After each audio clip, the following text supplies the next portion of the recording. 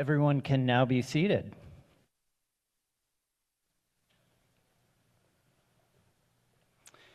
Good afternoon, Sloth.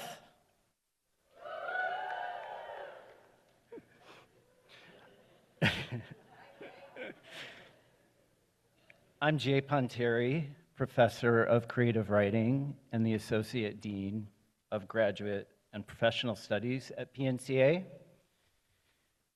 Welcome, family, friends, and chosen family who are here to celebrate with your graduates.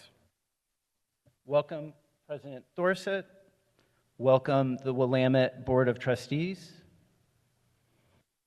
university and college leadership, and our invited special guests. And happy Mother's Day to all of the mothers and caretakers with us today. Thank you for coming today.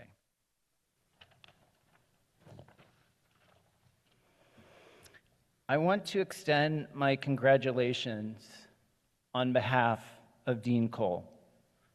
Traditionally, our dean leads commencement, but Dean Cole is celebrating the graduation of her own son today from college and can't be with us. She wants you to know how proud she is of all of you and that she is here in spirit. Just a few housekeeping notes before we begin our celebration. We ask everyone to turn your phones on silent. You're all invited back to PNCA immediately after the ceremony for a community celebration, a party, and to see the student thesis exhibition.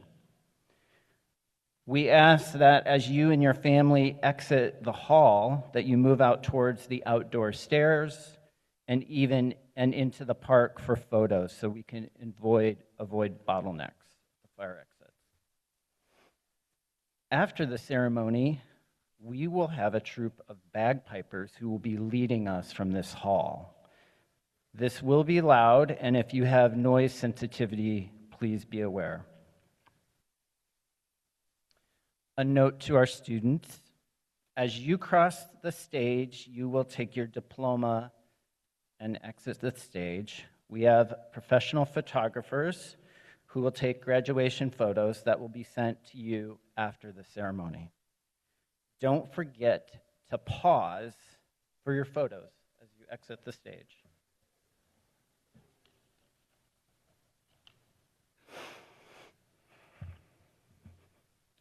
Today and all days, I acknowledge that the land where PNCA and Willamette is located rests on the traditional village sites of the Multnomah, Cathlamet, Clackamas, Tualatin, Kalapuya, Molalla, bands of Chinook, and many other tribes who made their homes along the Columbia River Basin. We also acknowledge the systemic policies of genocide, relocation, and assimilation that impact Indigenous people today. As settlers and guests on these lands, we respect the work of First Nations leaders and families, and make ongoing efforts to center Indigenous knowledge, creativity, resilience, and resistance.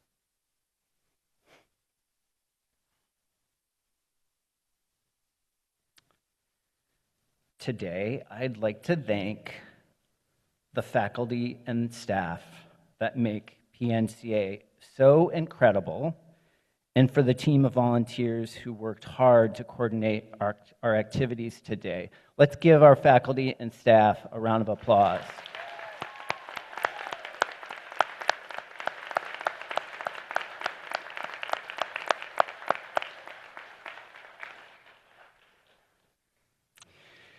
And graduates, I would like you to turn around and thank your friends, family, and chosen family who have cheered, cried, supported, maybe made a lot of extra meals for you during your time at PNCA. Your success is always a collaboration. Let's give your family and friends and chosen families a round of applause.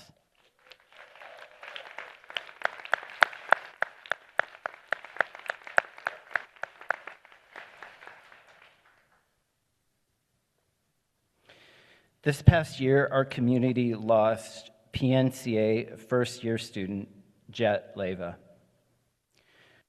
Our hearts continue to be with Jet's family, friends, and all who had the privilege of knowing them. I ask us now to share moments of silence in loving memory of Jet's life.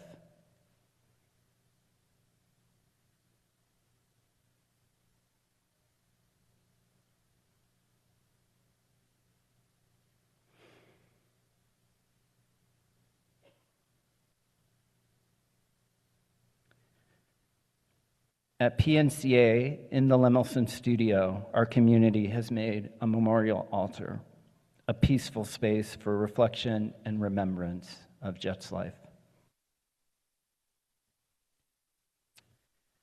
Today is a day of joy and pride. Over the last year, I've watched each of you pull together, dig deep, and really blossom as artists and designers.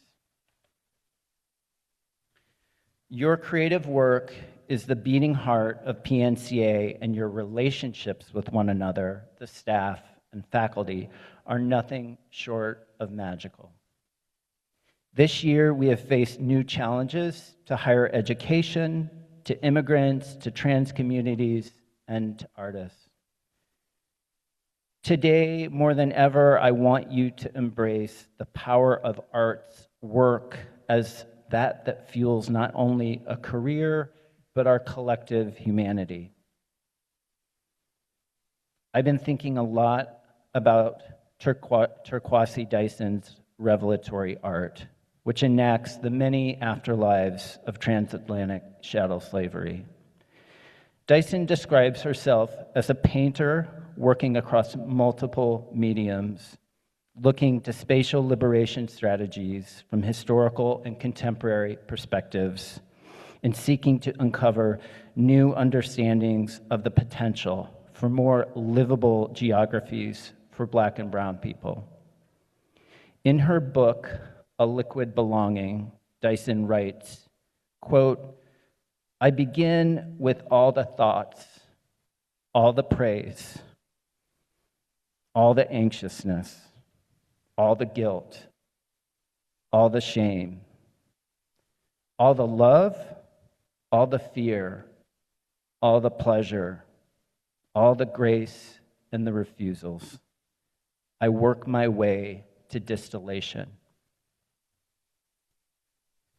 This passage for me describes one of many possible arcs of the artist, designer's, writer's creative practice. We begin with our lives, the particular ways our bodies and beings inhabit space, what's passing through us, what we're passing through. And from there, what we end up making are distillations that corroborate and enact these ways of being in the world. And I love that Dyson's work both reveals an idiosyncratic being in the world while building spaces for better futures for many others. We need this tension between making a living and making a life worth living. Today and all days, I want you to remember you have this creative power. Use it well.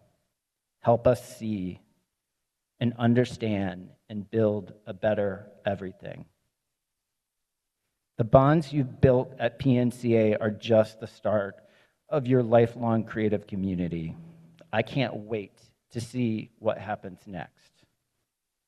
I'm so deeply proud of all of you, and I know I am joined by your families, friends, and chosen families. Now it's time to graduate.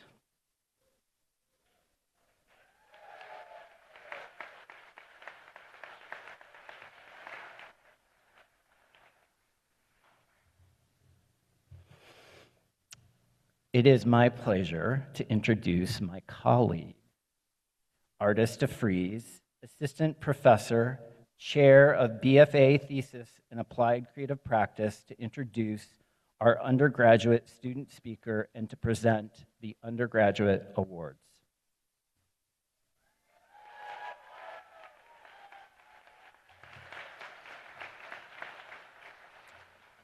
Hello, everyone.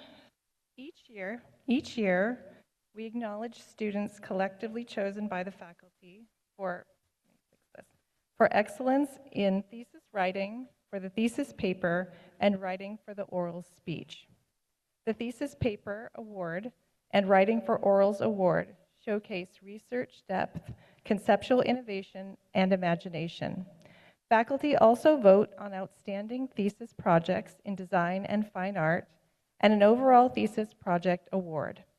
The thesis projects are always impressive, and this past year has shown work that reflects a breadth of skill, determination, creativity, and experimentation that is truly remarkable. As I announce the awardees, please come up to the stage to receive your award certificate. Get them in order here.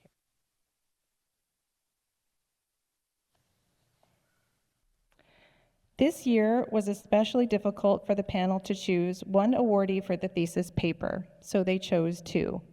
For the award in excellence in BFA thesis writing for the thesis paper, awards go to Otis Aiello and Hallie Autumn Wilmotson.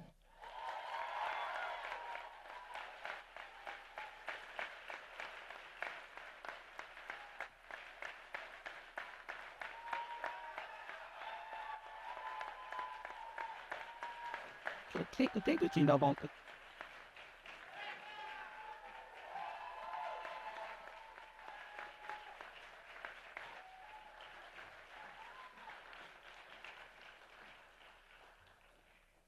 BFA Thesis Writing Award for the orals for the speech given at Focus Week goes to Davis Bashungwa.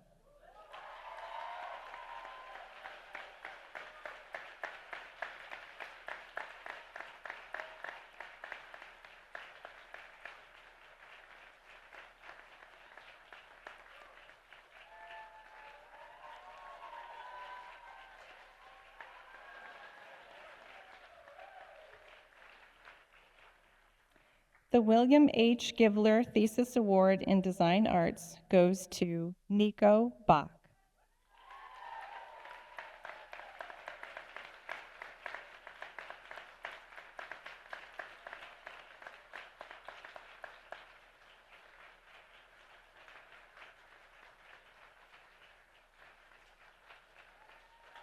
An outstanding creative project showcases a student and their work that demonstrates innovation and imagination in research, concept, and presentation. This year, we have renamed the Thesis Award for Fine Arts for David Eckert, our beloved colleague, friend, provocateur, and longtime chair of the sculpture department, passed away in 2025. This award acknowledges a student and their work who evokes the same spirit of joy, creativity, and passion in the thesis project. The David Eckert Thesis Award in Fine Art is awarded to Ari Albertson. Finally, the overall award for Outstanding Thesis Project, the Abraham and Anna C. Hellman Thesis Award, goes to Malik Pai.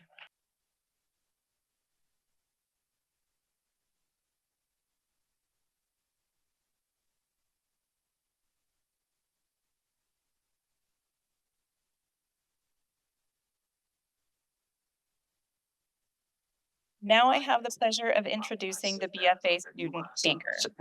Davis Bashungwa is a multidisciplinary artist and curator focused on identity, belonging, and aesthetic exploration.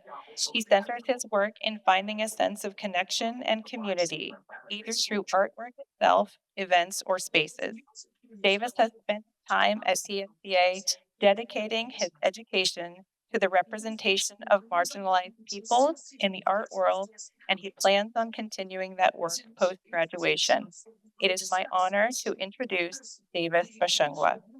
Welcome, class of 2026. Congratulations. Before I start, feel free to have a video of Subway Surfers or an ASMR9 video, or maybe even Minecraft parkour. It feels surreal standing up here and addressing all of you. I never imagined a world in which my passion for art would act for some physical degree that I hold in my hands. I'm quite sure a few of you feel the same. Even though we're here to be congratulated tonight, PNC would not be the same without its staff and faculty. These are the shoulders we cry on, the ones we go in search for help, and those people whose own artistic experience informs this next upcoming generation of creatives. This group of staff, faculty, and community members is what I'll remember and reflect back on when thinking about PNCA. There's been a lot happening over the past 4 years. The overturning of Roe v. Wade, the persecution of affirmative action, the ever-present oppression on transgender people's livelihoods, the active genocides against natives in their homeland, and the ongoing war in Iran, and so on. These events cause echoes through institutions like a voice telling you to lie down and give up. I call on all of you to stand firm and keep resisting through your work. With this privilege bestowed upon us tonight, I encourage you to not stop here. Keep going, keep making, and keep creating. Your art is a connection to a long line of makers before you, those who felt the constant weight of oppression, yet still kept going. I look back at all the Black, Indigenous, and trans artists that came before me in particular. I owe a lot for them for paving the way for me to be here in the place that I am now. We have been here since time began and will continue to be here. Just as Gandalf said to Frodo, when he was taking on a horrendous time, all we have to decide is what time that is given to us. Yes? Join hands and build community wherever you end up. Whether it's a workplace, an apartment complex, or a few friends from your journey through education. Banding together at times like these is imperative, not only as artists, but as humans. Okay, I want you all to do something for me. Before the night is over, I want all of you to find one person, someone you've had in class once but never talked to, or even a total stranger. I want you to exchange something, whether that be a handshake, a hug, or a kind word. Use this moment to connect with someone you passively spent the 4 years with before it comes to a close. And with that, thank you. Happy Mother's Day, especially to my mom, Christina. I love you.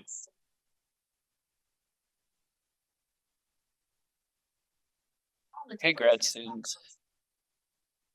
I have the great privilege and an amazing group of faculty, students, and mentors. I'm thrilled to present the Graduate Thesis Awards. Every graduate student in the Holly Ford School of Graduate Studies has presented exceptional, creative, and critical this project this year, showcasing their tenacity, ingenuity, and vision. I experienced the many textures, wonders, and insight of singular and shared ways of being and feeling in the world. I'm honored to recognize all of your accomplishments. It was especially difficult to choose individual thesis award winners this year. So congratulations are really in order to all of you. If I announce your name for the following awards, please come up to the stage to receive your certificate. The Thesis Award in Critical Studies goes to Hayashi Wilder.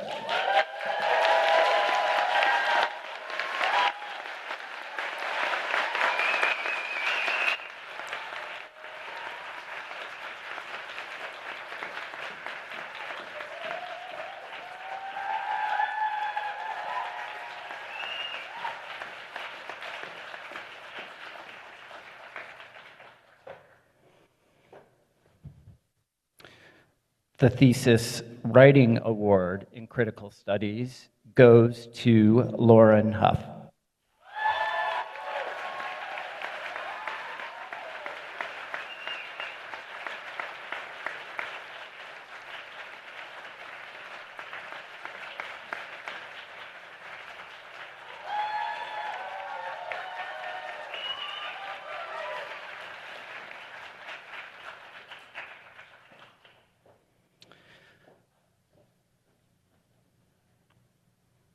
The thesis award in visual studies goes to Casey Duran.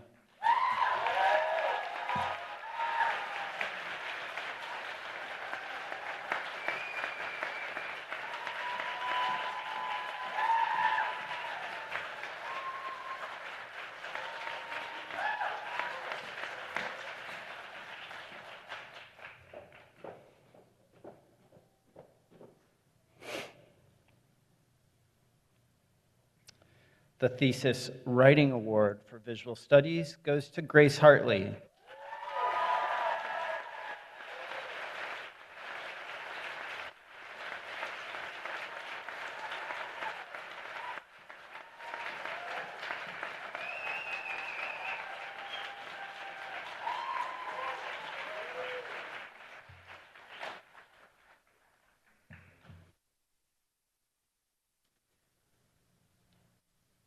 The thesis writing award in print media goes to Kathleen Kelly.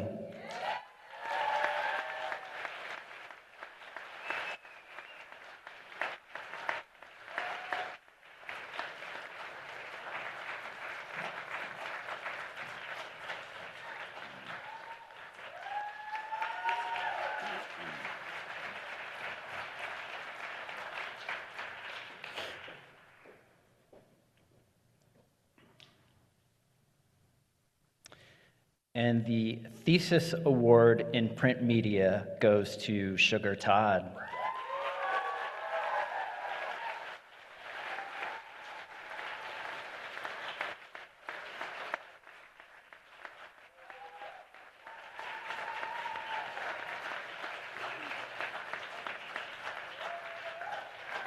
Yeah, you can see right there. I asked Sugar to stay because she's about to speak. It's my pleasure to introduce Sugar Todd. Sugar is sometimes farming, sometimes printmaking, sometimes dyeing, D-Y-E-I-N-G, sometimes weaving, always growing, and always rising with the sun. Her creative practice slows down, finding space to settle into while centering relationships with material and process. She is guided by curiosity, repetition, texture, and light. Born and raised in the Midwest, she moved and traveled around the earth for many years before making the Pacific Northwest her home. She has a Bachelor of Science degree in horticulture from Oregon State University and is graduating in about 25 minutes with a Master's in Fine Arts and Print Media. Welcome, Sugar Todd.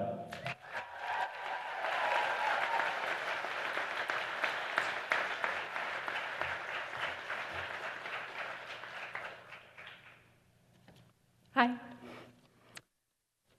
Happy Mother's Day to my mom, who is here, and surprise, I'm speaking at commencement. I came to art grad school on a whim. Before I started this program, I didn't have an arts background. I was hand embroidering patches and block printing bandanas in my kitchen. I was also baking a lot, and that felt like a creative outlet for me. But I certainly didn't have anything I would identify as an art practice. I didn't have a traditional education trajectory either. After I graduated high school in 2008, I didn't go to college. I was pursuing other goals, and I thought maybe I'll go to college someday, but also maybe I never will. Then in 2019, I was processing some big life changes, which made me think about who I was, what my interests were, and how I wanted to be spending my time. I decided I wanted to study plants and realized that a really good way to do that was to go to college. So I went. By the end of my undergrad program, I was extremely over certain aspects of academia. If I hadn't been receiving a scholarship that was paying for my degree and for my rent, I wouldn't have finished. But I was receiving that scholarship, and I did finish. In 2023, I earned that Bachelor's of Science in horticulture while firmly stating, I will never go to school again. That summer, I started working on a veggie farm, and by that fall, several of my friends had heard me say, "What if I went to grad school?" I didn't know what I would go to grad school for, but clearly I was missing the parts of academia that matter, the learning. Around this time, a friend and I were talking about how we both wanted to carve out more space in our lives for creative outlets. He asked if I'd be interested in taking an art class at Portland Community College, and I said, yeah, that would be great. Also, what if I went to art grad school? And so I came to PNCA to get a Master of Fine Arts. Since beginning this program, people frequently ask me what I'm going to do with this degree. My answer has always been the same: nothing. I'm going to keep doing what I was doing before. I'll go back to working on the farm and selling veggies at the farmer's market. I'll keep growing flowers and I'll keep making things. The only difference between what I was doing before grad school and what I will be doing now that I have another degree is that I know I'm a person who makes art. And also financial debt, which isn't as poetic, but is no less real. I was willing to dig my financial future into a hole for the benefit of my creative present, because what I paid for was the gift of time. I've had 2 years here to pull inward, to make art, and to figure out how to talk about that art in a way that feels true, to read abundantly, to think slowly, freely, critically. I've had space to expand and collapse and grow as a person for no other reason than it's what I wanted to be doing. And I got to do it alongside people who have become essential to my existence. That is the value of an arts education. But within the safety of all this creative growth, I struggled with this value. Why does this matter? How can I comfortably sit here playing with plants and making art in the context of every terrible act being committed against people and planet? How could what I'm doing here in an art school, in a program I joined on a whim, possibly matter? I've been reading a lot of science fiction lately and thinking about what is true. I think about how often what is true is just what we think we know. But truth is more than that. In the introduction to her book, The Left Hand of Darkness, Ursula K. Le Guin says that the truth is a matter of the imagination. If you believe Ursula K. Le Guin, and I really think we all should, then it becomes simple to answer the question, why does this matter? Why does making art matter? Because if the truth is a matter of the imagination, and imagination is a practice of creativity, then art and all of its makers are the biggest source of truth that humanity has. To make art is to pay attention, to translate and communicate, to share, to relate, to expose, to criticize, to celebrate. To make art, to look at art, is to admit openly that you are a person who feels something. Art makes us human, and what is more true than that? What could possibly matter more than that? I want to believe all these things, but believing that the art I make matters can be a complicated idea for my body to accept. Saying it out loud to a ballroom full of people can also be a complicated idea for my body to accept. But in the end, my body knows this matters. I know it because when I talk with my fellow graduates, we say it to each other. I know it because when I ask my mentors, they say it back to me. And I know it today, right now, because it's what brought everyone in this room together. An act that tells me and my sometimes uncertain body that we all know, yes, making art matters.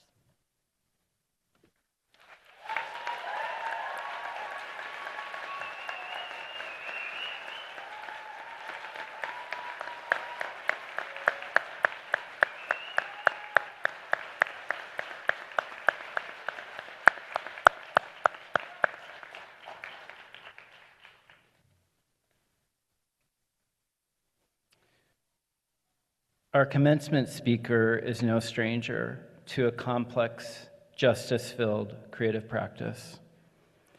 Emily Prado is an award-winning writer, multidisciplinary artist, speaker, and educator with roots in the San Francisco Bay Area and Michoacan, Mexico.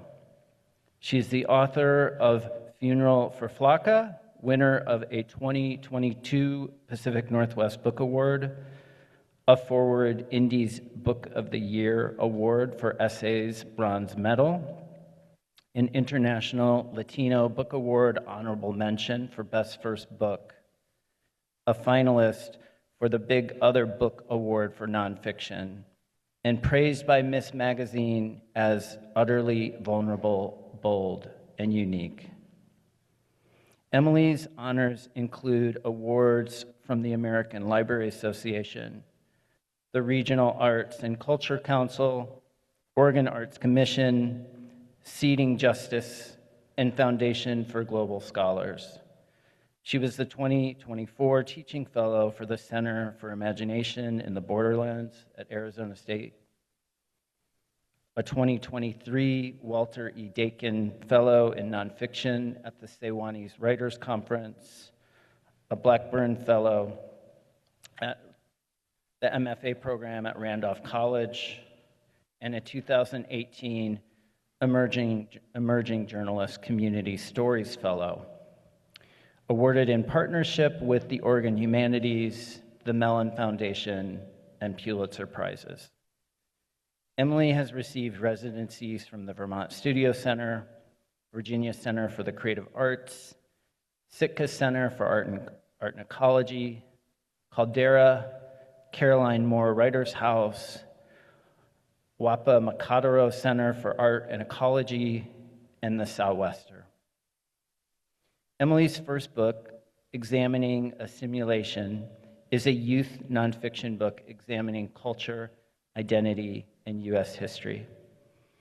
Her journalism, cultural criticism, and photography have appeared in numerous national and regional publications, including NPR, Marie Claire, Eater, Bitch Media, and The Oregonian.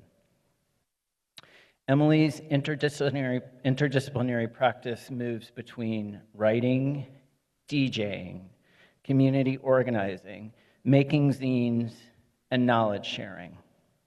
A well-regarded speaker, she has presented lectures, readings, workshops, and keynotes nationwide for institutions such as Texas State, Colorado State University Pueblo, the McCormick Writing Center, Literary Arts, and elsewhere. She is a co-founder of the Latine DJ collective Noche Libre and the BIPOC arts nonprofit Portland in Color, initiatives dedicated to expanding access to creative community and cultural celebration. Storytelling, community, and connection are the heart of all she does. Emily also teaches in the low-res creative writing program here at PNCA, and she lives in Portland. Let's welcome Emily Prado.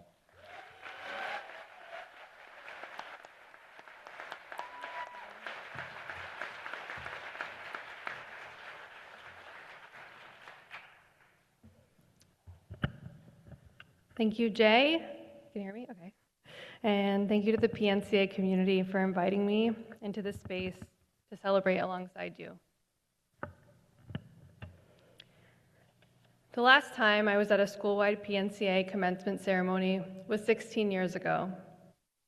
I don't know how you're feeling right now, soon-to-be graduates, but I can say for certain that it feels exciting and absolutely surreal to be back in this setting for me today. Before I begin, I do want to ask a favor. If you could please raise your hand if you believe that art can change lives. 16 years ago, that PNCA graduation happened my first spring living in Portland.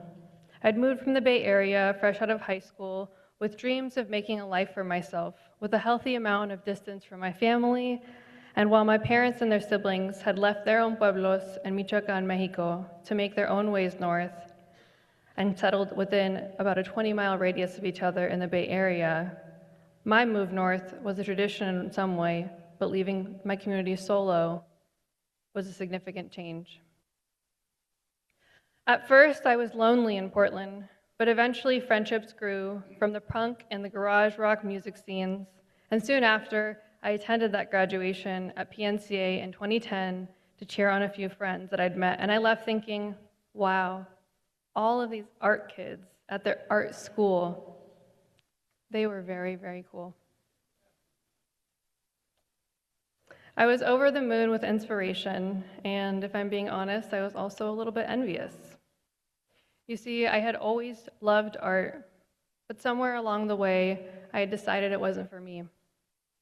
There was no way that someone like me, a first-generation Mexican-American, first-generation college student without generational wealth, could do it, even though I secretly wanted to. That day at PNCA, I saw people who were all brave enough to pick arts as their major, who were brave enough to dedicate years of their lives to imagining, creating, designing, and making. And here, 16 years later, I stand before a sea of people who I am equally in awe of for their bravery once again. Growing up, I saw college as a logical step in a sequential path towards upward mobility: get a job, go to school, get a degree, start your real life. Teaching, I decided, would be my full-time job, and thus a teaching degree was required. Although I dreamed of being an author as a kindergartner in awe of the names on book spines, the dream of becoming a writer was firmly rooted when I was 13 years old. Walking through the Hillsdale Mall in San Mateo, California, I stopped by a Barnes & Noble, caramel frappuccino in hand, and I combed the stacks until I found a book with my favorite rapper's face on the cover. Inside The Rose That Grew from Concrete by Tupac Shakur, there were pages of poems, handwritten on lined notebook paper just like I had, with shorthands I used, like the number 2 instead of writing T-O, shout out to AOL Instant Messenger. And there was also conversational writing and sketches that I not only understood, but which helped me feel understood. Most of all, I was given the green light that someone whose story I saw in my own creative, emotional, raised by a single mother of color who spoke in a way much closer to my own than, say, Shakespeare, could write a book. The same year of my writerly dreams, however, I was diagnosed with depression.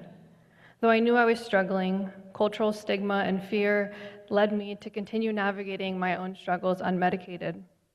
And the resulting months were a blur of feeling lonely, unloved, wanted, ugly, purposeless.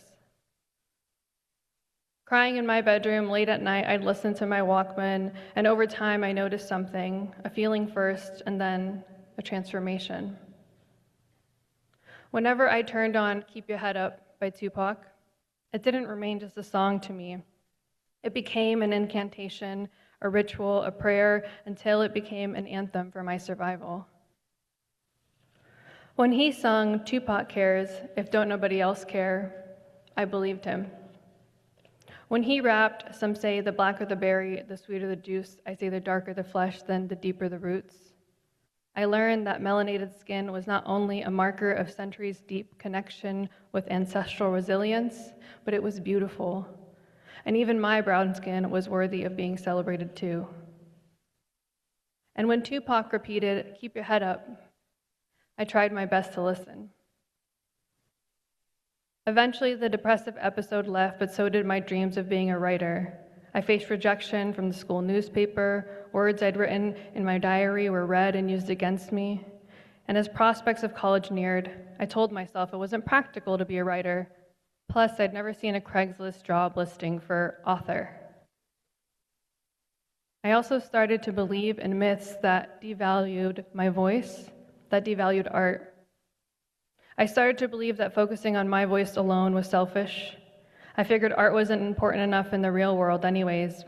Art didn't help people enough, not like my teaching would. Even if I had convinced myself that I could be an artist at that time, I didn't know how. And sure, Tupac's art had quite literally saved my life, but I wanted to change lives. And I thought, who would even want to listen to what I had to say?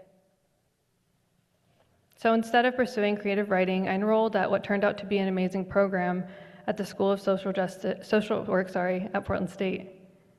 And suddenly, the social justice foundation that Tupac's storytelling had first taught me about, racism, institutionalized oppression, and how a community can thrive together in spite of marginalization, now had academic names. Our ecosystems, I learned, different as they may be, affected one another. And still, there were structures beyond our imminent control that molded our daily lives. The want to be a writer remained a whisper, an abandoned dream for many years, until that want grew louder and louder, and until 2 years after that PNCA commencement, the want was a roar that coincided with my own turn to walk the graduation stage. But this time, unlike the envy-tinged inspiration I'd left feeling PNCA's ceremony, my own impending graduation conjured dread. It felt like swimming out in the wide open ocean, when a large wave begins to form. You know it's coming. Your feet can't touch the floor. So you just watch the wave and you try not to worry. You reason the wave may quell itself by the time it reaches you. But you also know it may grow so large you need to make a game time decision. Jump over, dive under, or feel the weight of the waves if timing is so unfortunate that the crest fall crashes precisely on top of your body. My graduation was a wave that grew bigger and bigger, and the undercurrent was an anxiety and a fear which pulled me in further. I had realized I could no longer follow the career path I just studied years for, and I feared my time at PSU had been an expensive mistake. No career was lined up. My small savings were dwindling. I was on food stamps, and I experienced my first world-shattering heartbreak. I also was becoming increasingly paranoid the world was truly ending thanks to a near global misunderstanding of the Mayan calendar. I then learned the havoc that ensues if you stop eating or sleeping enough, and that drowning your sorrows with substances will never help. And so I spiraled, and I spiraled, and I spiraled further until days before my own graduation, I self-admitted to a psychiatric hospital to help pull me out. There, I received new mental health diagnoses and barely made it out the night before my graduation. Walking across stage the next day, still loopy from the medications my body was trying to adjust to, I tried my best to be proud, even though it felt like my new diagnoses meant the end of my dreams. And I felt like I had sunk down to the ocean floor with the weight of trying to figure out what it all meant, what I was meant to do with the rest of my life.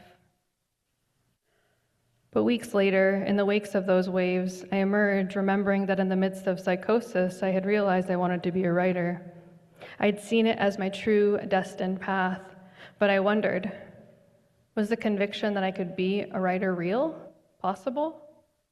Or was the belief that I was meant to be a writer part of those delusions?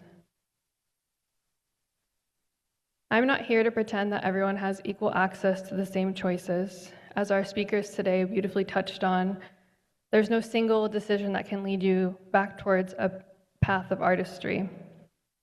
I'm not here to pretend that all I had to do was make a single choice, nor am I here to pretend that every morning we don't wake up to horrible headlines, unthinkable tragedies, or unconscionable pain, all captured in 4K. The truth is, crises abound. Inflation, global violence, AI, everything are at an all-time high. The World Health Organization has declared loneliness a global epidemic, with approximately 1 in 6 people worldwide experiencing loneliness. Chronic loneliness does not just risk sadness and declining mental health on an individual level. It has grave impacts on our physical health, substance use, and constrained relationships that can spur further withdrawal. Now can feel like the worst of times, but for many Indigenous people all over the globe, including perhaps my own ancestral tribe, whose name colonization had robbed my family of knowing, the world has always been ending in a way. Forced removal, systemic elimination, and the separation of families has been faced for centuries. This fact does not make it just, nor does it mean it is easy. But to exist, to be alive today, to get to witness the beauty, love, and wonder alongside the sorrow, is a tale, like art, as old as time. In the afterword of her award-winning 1983 short story, Speech Sounds, Octavia Butler writes, "This story was conceived in weariness, depression, and sorrow. I began the story feeling little hope or liking for the human species, but by the time I reached the end of it, my hope had come back. It always seems to do that. Butler's writing is an exercise of radical hope in her own processes and in her work's impacts. Grief and overwhelm are understandable human responses to what we witness, and we deserve to have space to sit with these feelings. But our lives and the lives which we are interconnected with depend on us to eventually move alongside those feelings so that we can be the people we want to be. And art can often help us get there. After the hospital, I looked for a book written by a Chicana author with bipolar disorder because I craved literary evidence that artists with mental illness could still lead beautiful, creative, fulfilling lives. But that time, when I combed the shelves, they were empty. Not a single book by a Chicana with bipolar disorder existed yet. So I promised myself to write that book that I desperately needed after the hospital. For myself, yes, but also for any others in the future who might struggle with believing in themselves and in their healing too. Looking back, signs of artistry were always there, always around me, gifting my childhood dentist a new drawing every visit and grinning at my waiting room wall gallery, curating perfect mix CDs with Sharpie-drawn art for all of my cousins, inviting friends over to doodle portraits of each other with our eyes closed just for fun. I was an artist, but time and pressures made me lose my way. It took half of my lifetime to find my way back, but the truth was, art was always everywhere because art making is one of the most human things that we can do. Today, I'm still finishing up the book that I promised I'd write, but I'm closer than ever. I've written 2 books and have become a DJ in the meantime, and strangers have shared that my words and dance floors have touched them, helped them feel less alone. My art and stories have given space for my own healing, but in the process, they have also made space for others too. So I continue to swim, bit by bit, floating and sometimes treading to keep art at my life center. And so graduates, I'd like to remind you that your art-making practices are not stagnant.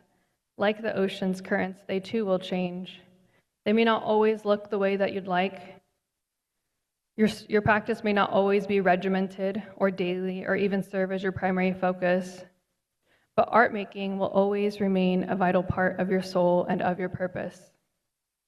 You get to take breaks, but you are an artist, and all artists must always find their ways back.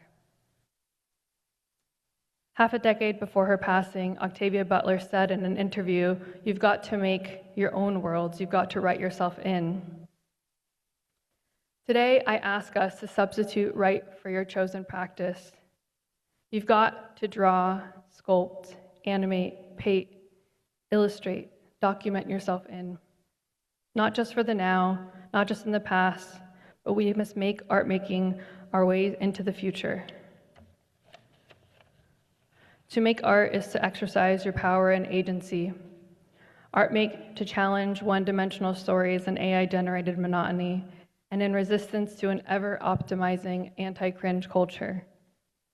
Each moment you practice your art, you create evidence that it remains within reach and that your time is your own. Art does not demand perfection, but it does demand persistence. So make art and always be returning to your practice. Now, once again, I'd like all of those in the audience today and behind me to raise your hand if you believe that art can change lives. And I want you to keep that hand up, and I want you to raise your other hand if you too think that these PNCA graduates are very, very cool. And now I want us to do the wave. Just kidding. Before I go, I would like to leave you with a few questions to consider. To the family, chosen and inherited, friends, how will you continue to support our amazing artists? You've shown up today, which is amazing, but don't stop showing up in the future for art shows, for support. Remind our artists, as you can tell, we all need it, why their art truly matters. And to the graduates, what will you make? Can you make a promise to yourself, big or small? How will you always remember to return to your art? Please remember that we need it. Please remember to keep making your art. And now I invite everyone to extend our sincere congratulations to the very, very, very cool PNCA graduating class of 2026.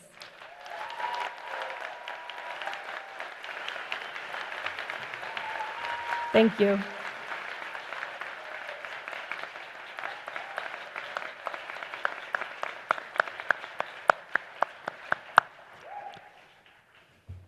Thank you, Emily. Will the candidates for degrees in course please stand? All the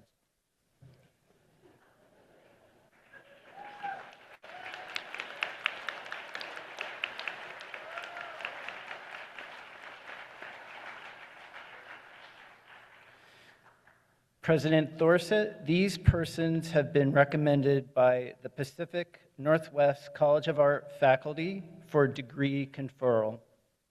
On behalf of the Pacific Northwest College of Art faculty, I recommend these candidates be awarded their degrees.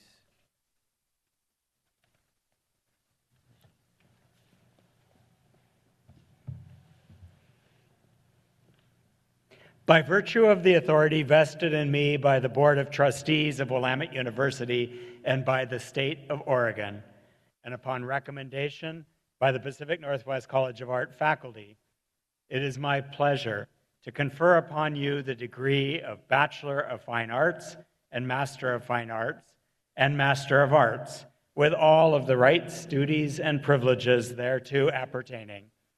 As evidence thereof, you will receive the diploma of graduation bearing the seal of the university and the signatures of the proper officers of the corporation. Congratulations, graduates.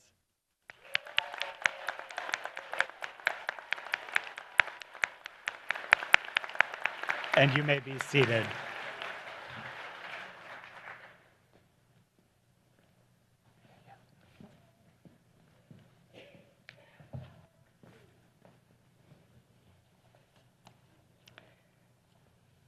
These are the candidates for Master of Arts in Critical Studies.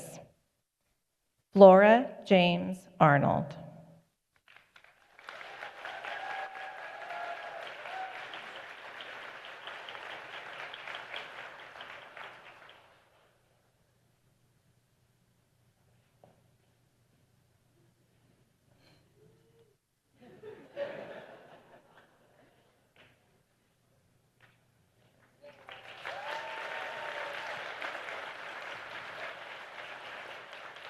Charlie Beck.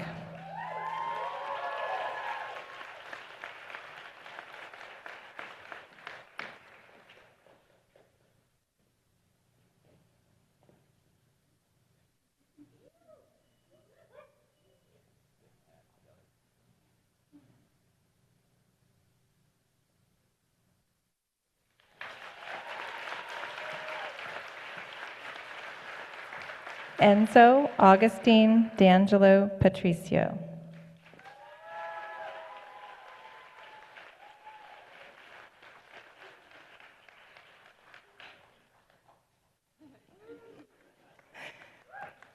Lowen.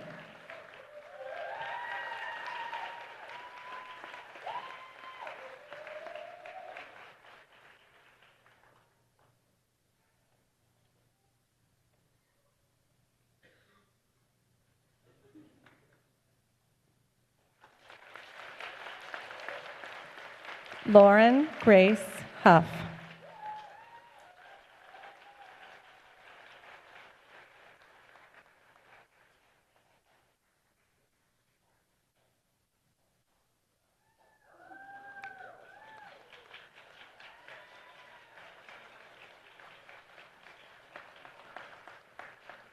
Ella Renee Martini.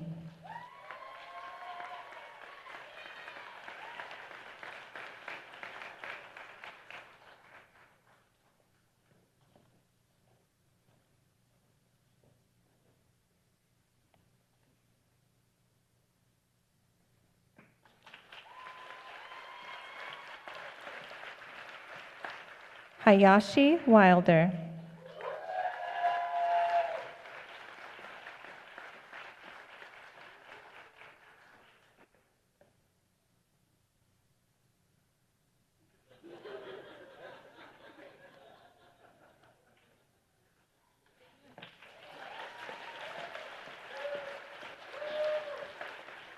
Mallory Wilson.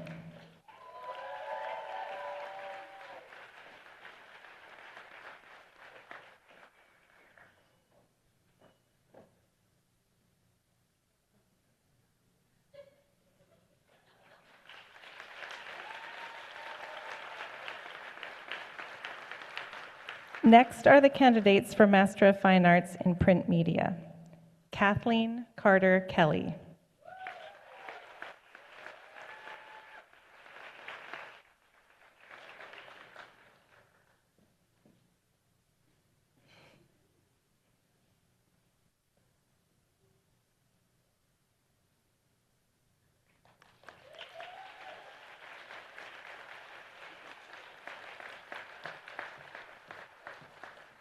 Sugar Todd.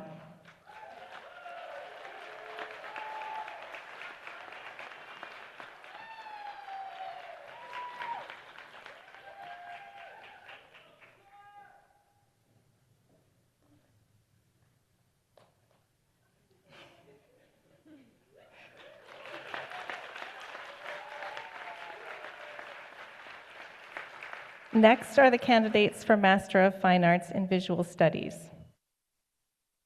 Charlie Beck.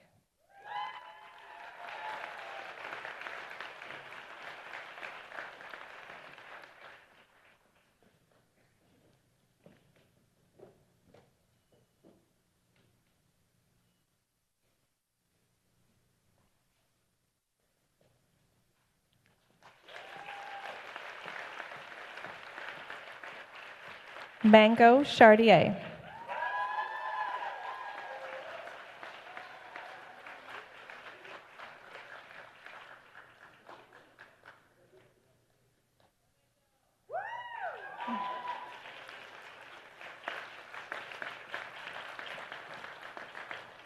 Casey Darrow Durand.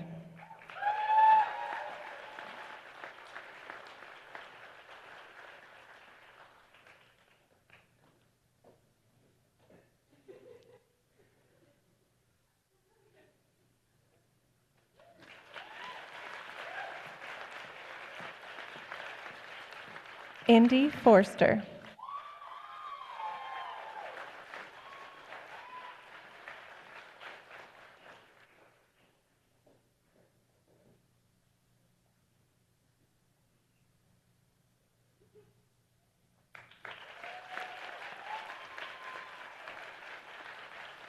Grace Hartley.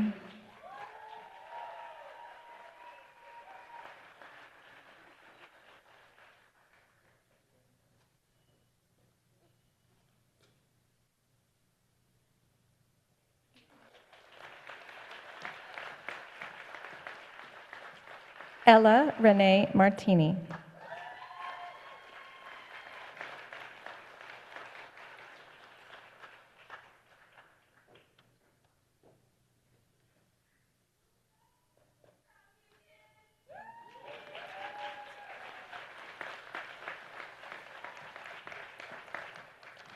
Kiko Phoebus.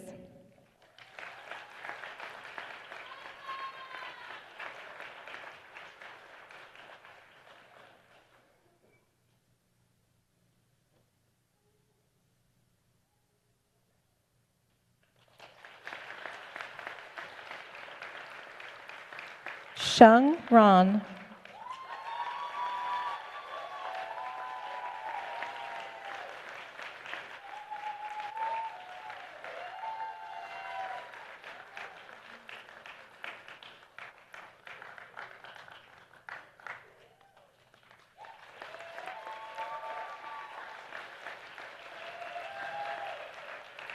Olivia Ray Valiente.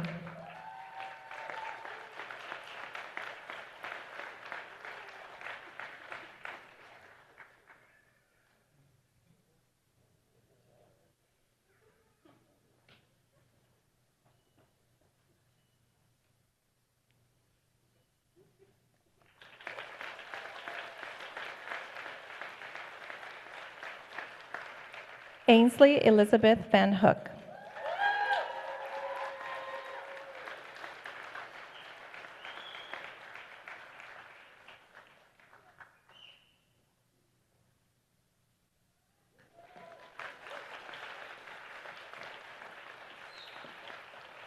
Danny Wilder.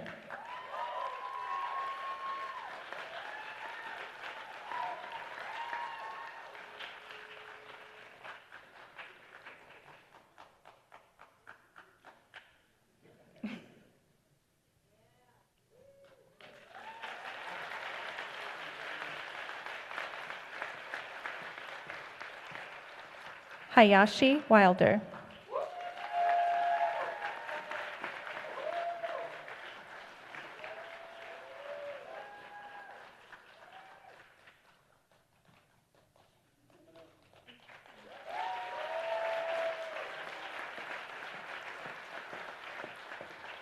Mallory Wilson.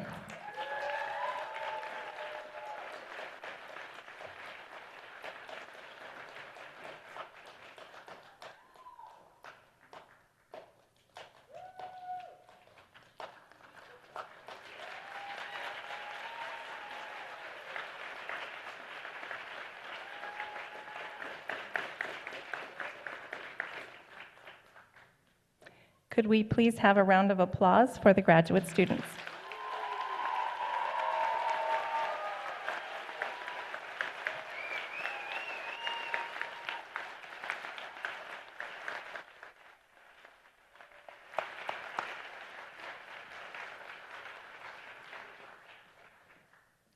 Next, we will have the candidates for Bachelor of Fine Arts.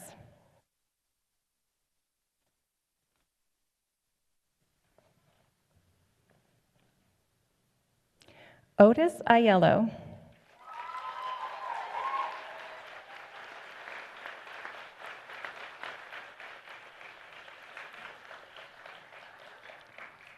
River Cheney Amarito.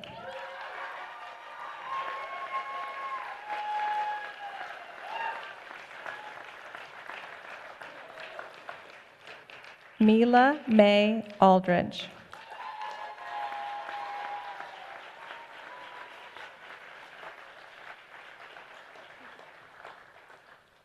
Nico Back.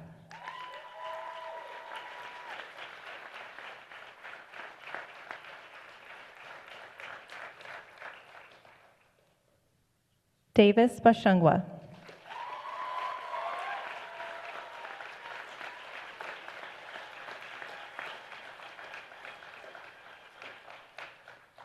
Newt Beetle Stein.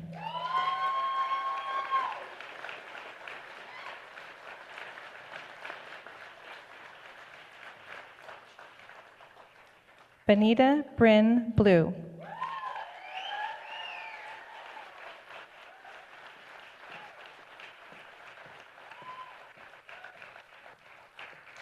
Simone Phoenix Burns.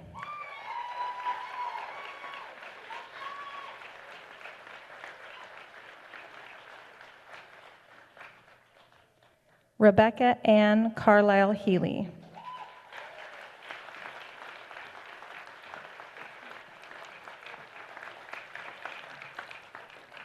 Hazel Lynn Carnahan.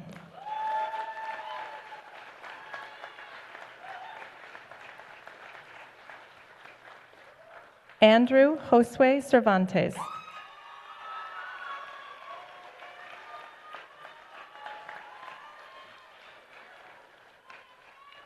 Lizette Diaz Gomez.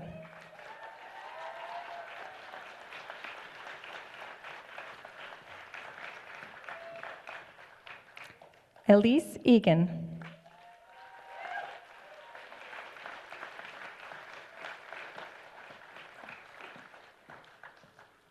Casey Noel Elson.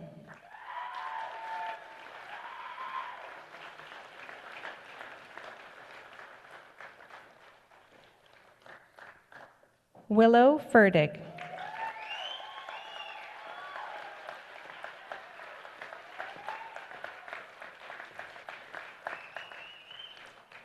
Eva Figueroa Piercy.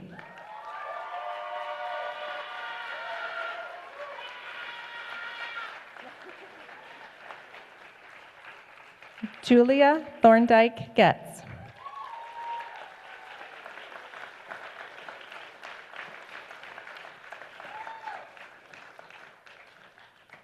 Carter R. Gubbins.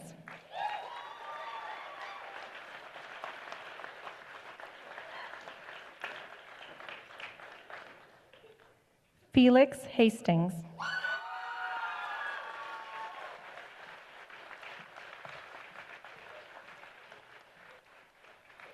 Felix Finnegan Helm.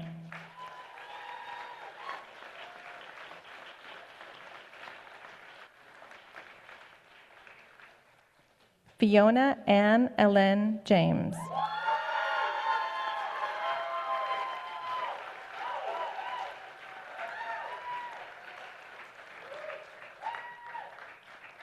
Soren Carlson Jore.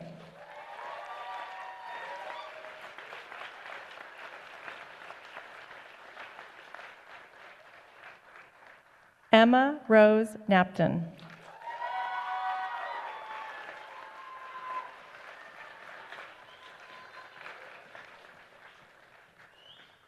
Bean Knowles.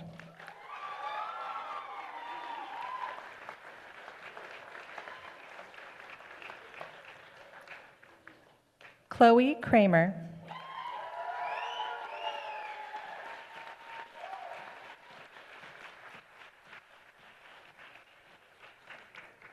Gabrielle Maria Longua.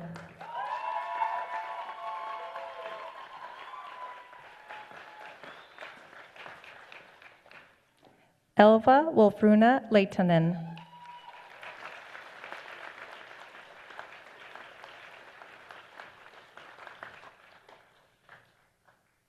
Zoe F. Lewis.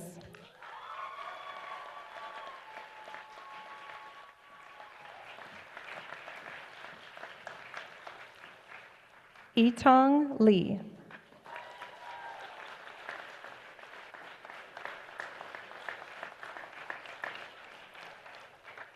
Leilani Marie Liu.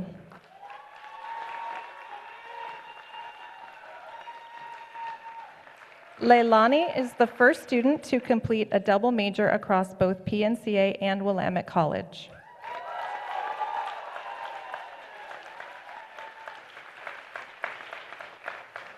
Rebecca Lynn Carlson.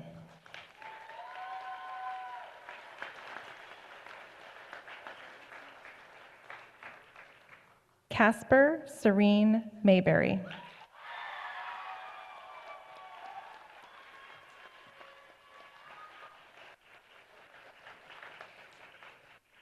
Catherine Marie Meehan.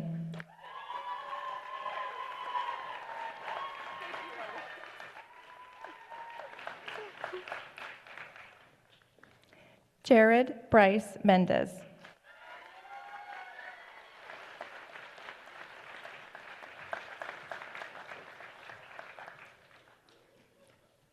Isabella Natalie Manessis.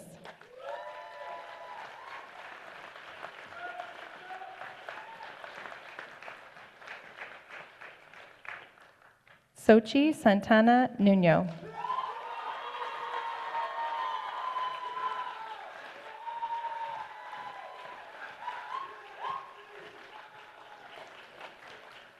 Elena Leonor Olmos Guerrero.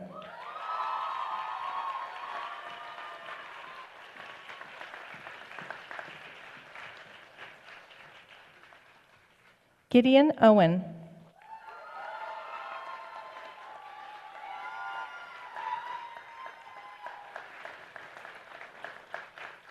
Malik Kenyon Pai.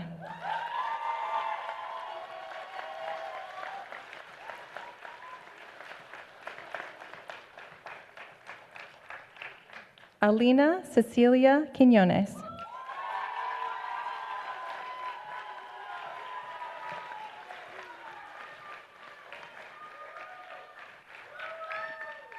Georgia Nicole Rector.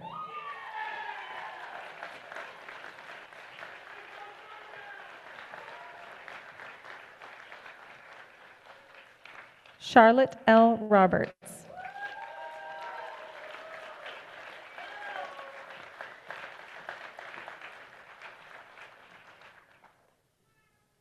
Alexa Kiana Rose.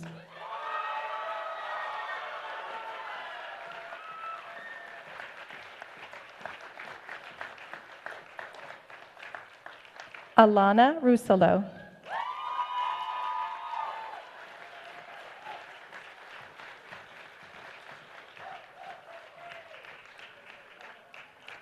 Amrita Kaur Sundar.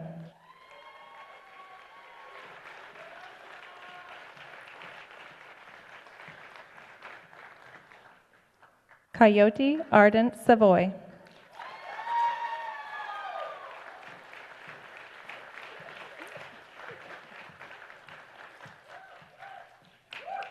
Samantha Josephine Shanatsky.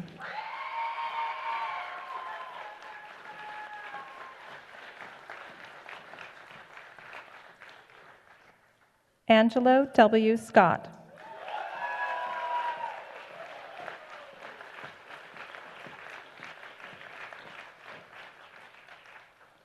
Saoirse Seed.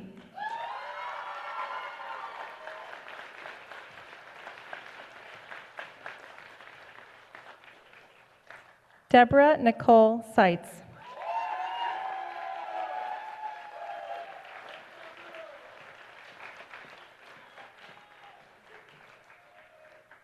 Alec Russell Sellers.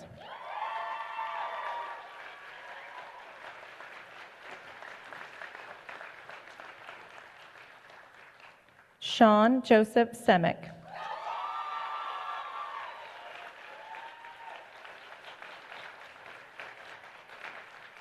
So she's getting too Lily fast. Anna Kealoha Sherish.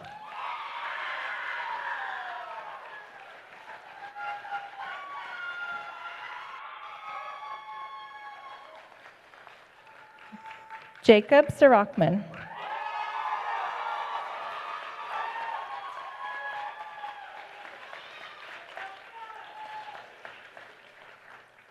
Buddy August Skaggs.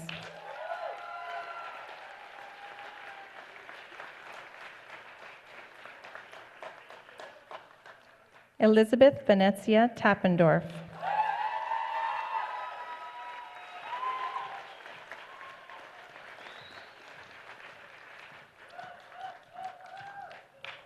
Ruby Isabel Alexander Tidd.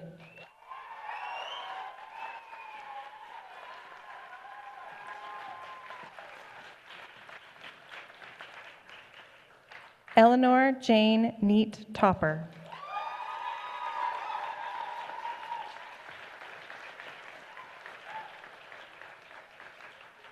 Caitlin Nguyen Tran.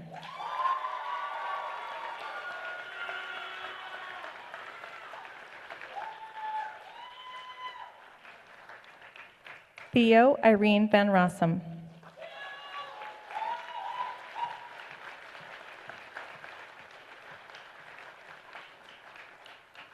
Sarah Lillian Rose Vitale.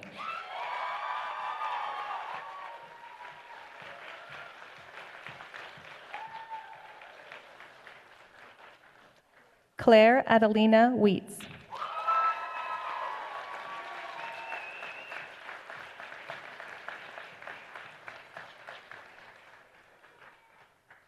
Holly Westerlund.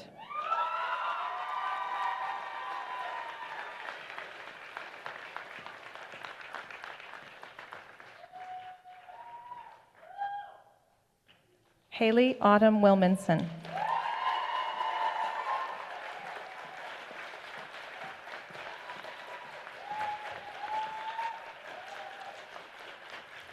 Congratulations, graduates.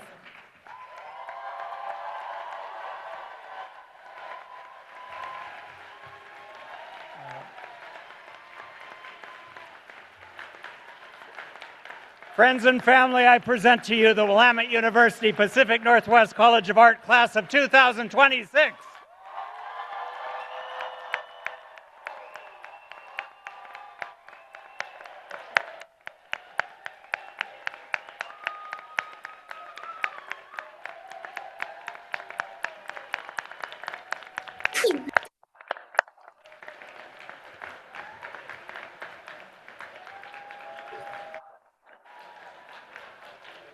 Graduates, this is the moment that you should move your tassels from right to left, signifying the completion of your degrees.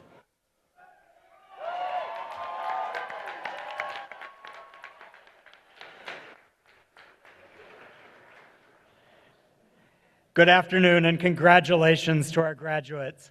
I'm delighted to share in this day of recognition of your achievements and especially to be able to celebrate together in community with friends, family, faculty, and staff. At PNCA, as at all of our schools at Willamette, our mission is to prepare our graduates to turn knowledge into action. Today, we honor what you have learned and accomplished at PNCA. But what we are most excited about is what you will achieve out in the world as alumni. You are graduating into a world transformed by technology. You have reason to be uncertain about how the accelerating pace of this disruption may affect your own lives. You may find that pace of change exhilarating, frightening, or perhaps just frustrating. But one thing I hope you all understand is that your time studying here at PNCA has become even more valuable than you might have expected when you arrived. Generative AI may have learned to mimic style, but ChatGPT cannot generate meaning. Big data and algorithms running in power-hungry data centers might analyze what exists, but they cannot imagine what should exist. That capacity is totally human and belongs to all of you. Art is not only about creating visually or orally engaging work. It's about thinking through and communicating complex social issues and about making meaning in human lives. You have been trained to understand the cultural and ethical dimensions of art and design and how narrative helps shape consciousness. As creators, thinkers, and advocates, you will be called upon to witness and sometimes to incite important conversations. Artists have always played a key role in social change by challenging cultural narratives and norms and making visible the habits and assumptions that must be set aside to make progress possible. As artists, you create spaces for empathy and understanding. When a photographer captures the dignity of those marginalized by society, when a writer gives voice to experiences that have been silenced, when an animator tells stories that have been erased from our collective narrative, when a designer creates an interface to serve those who have often been left behind. These acts of creation build awareness and bridges between our lived experiences. You are prepared for all kinds of work in the world after PNCA. Whether you're working on your own, as part of a creative team, in a tech company, or a social enterprise, or as a part of some enormous organization. You are taking from PNCA a refined skill in translation of the human experience. Your future career will come with its share of challenges. Okay, bye.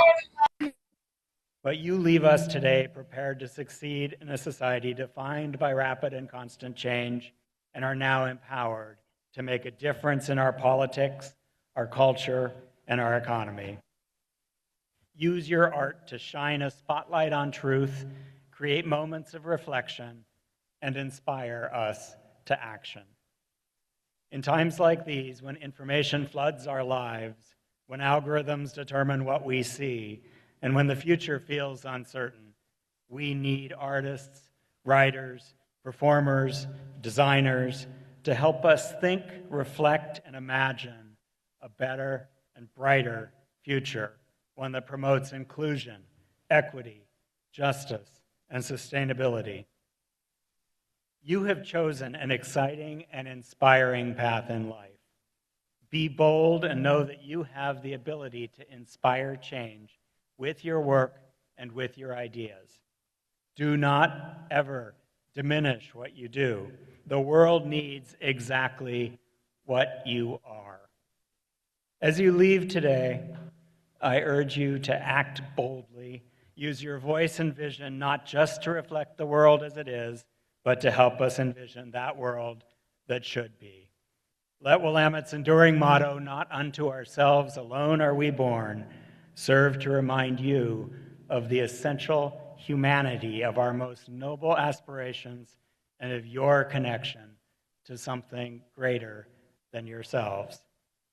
I look forward to hearing about the ways that you will carry on the proud legacy of PNCA in the years to come, and know that you will always be a part of PNCA and of Willamette. Please stay in touch with each other, reach out to alumni for support, and support future students when you can. Class of 2026, let me bestow upon you the traditional Willamette President's blessing. When you depart from this commonwealth of learning, may your life bring you some work of noble note. May you find meaning in your commitment to others, and may your memories of PNCA be undying. Good luck and best wishes to all of you.